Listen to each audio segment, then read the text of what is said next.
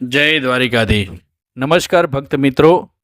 પુરુષોત્તમ માસ મહાત્મ્યની આ પવિત્ર કથા યાત્રાના એક અદ્ભુત મુકામ પર તમારું સ્વાગત છે. અગાઉના અધ્યાય 9માં આપણે શ્રવણ કર્યું કે કેવી રીતે રાજા દ્રઢ ધનવાએ પોતાના રાજસી વૈભવ ત્યાજીને પૃથ્વી પર શયન કરી નિષ્કામ ભાવે પુરુષોત્તમ વ્રતનો પ્રારંભ કર્યો. વ્રતના પ્રભાવથી આખો મહેલ અને નગરમાં એક અલૌકિક દિવ્ય સુગંધ પસરી ગઈ, જે એ વાતનો સંકેત હતો કે પ્રભુ રાજાની ભક્તિ સ્વીકારી રહ્યા છે. આજે આપણે શ્રવણ કરીશું કે અધ્યાય 10મો આજના ભાગમાં વર્તતા તેના સૌથી મોટા વળાંક પર પહોંચશે. વ્રત પૂરું થવાના આખરી દિવસોમાં ભગવાન પુરુષોત્તમ રાજાની કઈ અતિ કઠિન કસોટી લેશે. શું રાજા પોતાના પૂર્વજન્મના પાપોમાંથી મુક્ત થઈને સાક્ષાત નારાયણના દર્શન પામી શકશે? આજે આ આખી કથા પૂર્ણતા તરફ વધશે, માટે એક પણ સેકન્ડ ચૂક્યા વગર અંત સુધી જોડાયેલા રહેજો અને કોમેન્ટમાં પૂરા શ્રદ્ધાભાવથી જય પુરુષોત્તમ ભગવાન જરૂર લખજો. સુતોવાય, હે ઋષિ મુનિઓ, જો જોત જોતામાં પવિત્ર પુરુષોત્તમ માસના 30 દિવસ પૂર્ણ થવા આવ્યા. આજે વ્રતનો છેલ્લો અને નિર્ણાયક દિવસ હતો. રાજા દ્રઢ ધનવા અને રાણી ગુણસુંદરી ભગવાનની મહાપૂજા અને મહાઆરતીની તૈયારી કરી રહ્યા હતા. આખો દરબાર રોશનીથી ઝગમગી રહ્યો હતો. પરંતુ કહેવાય છે ને કે પ્રભુ પોતાના પરમ ભક્તને સોનાની જેમ અગ્નિમાં તપાવીને શુદ્ધ કરે છે. બરાબર આરતીના સમયે જ અચાનક કુદરતના મિજાજ બદલાયો.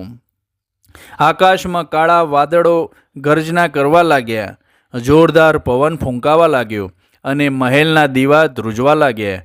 બરાબર એ જ ક્ષણે મહેલના સિંહદ્વાર પર એક અત્યંત જર્જરિત રોગી, ભૂખથી વ્યાકુળ અને ફાટેલા વસ્ત્રો પહેરેલા વૃદ્ધ બ્રાહ્મણ આવીને ઢળી પડ્યો. તેનો અવાજ ક્ષીણ હતો. તે કણસતા અવાજે બોલી રહ્યો હતો, કોઈ મને બચાવો, હું 3 દિવસથી ભૂખ્યો છું, કોઈ મને અન્ન આપો. વૃદ્ધ બ્રાહ્મણનો અવાજ સાંભળીને રાજા દ્રઢ ધનવાનું હૃદય દ્રવી ઉઠ્યું. તે રાજપુરોહિતના આદેશની પણ રાહ જોયા વગર પૂજાની થાળી બાજુ પર મૂકીને દોડતા નગર દ્વાર પર પહોંચ્યા.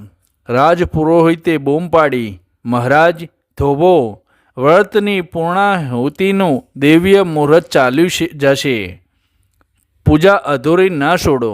પરંતુ રાજા પાછા વળીને જોયું નહીં.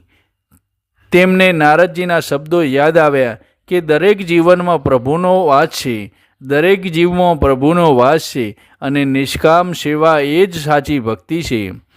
રાજા અને રાણીએ તે પીડાથી કણસતા વૃદ્ધને ઉપાડીને મહેલની અંદર આસન આપ્યું. રાજાએ પોતે સોનાના પાત્રમાં જળ લઈને તે અશક્ત બ્રાહ્મણને ધૂળથી ભરેલા ચરણ પંખાડ્યા.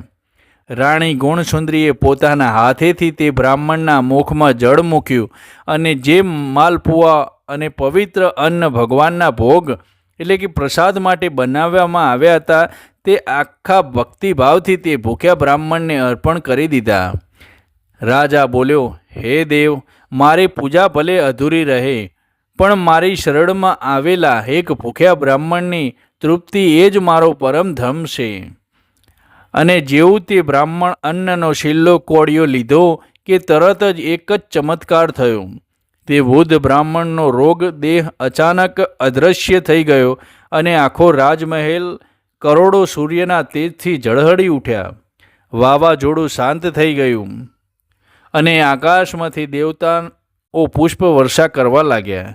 રાજા અને રાણી આશ્ચર્યથી આંખો ખોલી તો જોયું કે તેમની સામે સાક્ષાત ચતુર્ભુજ નારાયણ, પીતાંબર ધારણ કરેલા, ગળામાં મણિ અને વૈજયંતી માળા સમાવેલા, સ્મિત સાથે ગરુડજી પર બિરાજમાન હતા. ભગવાન પુરુષોત્તમનો દિવ્ય અવાજ ગુંજ્યો, ધન્ય હો રાજન, ધન્ય હો દેવી ગુણસુંદરી, હું તમારી આ નિષ્કામ ભક્તિ અને ભાવથી અત્યંત પ્રસન્ન થયો છું. પૂર્વજન્મમાં તે સુદેવ બ્રાહ્મણ તરીકે જે વ્રત અધૂરું છોડ્યું હતું, અને સંસારના સુખોની કામના કરી હતી તે દ્રોષ આજે આ ભૂખ્યા બ્રાહ્મણની સેવા કરવાથી અને નિષ્કામ વ્રત પૂરું કરવાથી કાયમ માટે ભૂસાઈ ગયું છે. તારા જન્મો જન્મના પાપોનો નાશ થયો છે. હે ધનવા, માગો માગો, આજે હું તમારા પર પ્રસન્ન છું. જે માગવું હોય તે માગી લો. સાક્ષાત બ્રહ્માંડના નાયકને પોતાની સામે જોઈને રાજા અને રાણી આંખોમાંથી આંસુ વહી ચાલ્યા. તેમણે હાથ જોડીને કહ્યું, હે પ્રભુ, તમારી માયા અપરંપાર છે. હવે અમને આ સંસારના કોઈ રાજપાટ કે વૈભવની ઈચ્છા નથી. અમને માત્ર તમારા ચરણોની અખંડ ભક્તિ આપો, જેથી અમારો જીવ સદા તમારા ચરણોમાં લીન રહે. ભગવાને હસીને કહ્યું, તથાસ્તુ. તમે પૃથ્વી પર લાંબા સમય સુધી ધર્મપૂર્વક રાજ્ય કરશો, પ્રજાનું કલ્યાણ કરશો અને અંત સમયે મારી કૃપાથી તમે બંને સદેહ મારા પરમધામ એટલે કે ગૌલોકમાં વૈકુંઠ સ્થાન પામશો. આટલું કહી ભગવાન અંતર્ધ્યાન થઈ ગયા. સતુજી કહે છે, હે શૌનકાદિ ઋષિઓ, જે મનુષ્ય પુરુષોત્તમ માસની આ પવિત્ર કથાનું શ્રવણ કરે છે તેના પણ રાજા ધનવાની જેમ જન્મો જન્મના પાપ નાશ પામે છે અને તે પરમ ગતિને પામે છે. ભક્ત મિત્રો, આજે પુરુષોત્તમ માસ મહાત્મ્યના આ 10મો અધ્યાય અહીં પૂર્ણ થાય છે.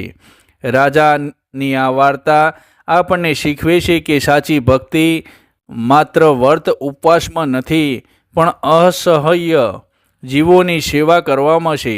જો આ આખી વાર્તા અને સ્ક્રિપ્ટ તમને હૃદયસ્પર્શી લાગી હોય તો વિડીયોનો મોટી લાઈક કરજો. તમારા મિત્રો અને સ્નેહીજનો સાથે શેર કરજો, જેથી તેમને પણ આ પુણ્યનો લાભ મળે.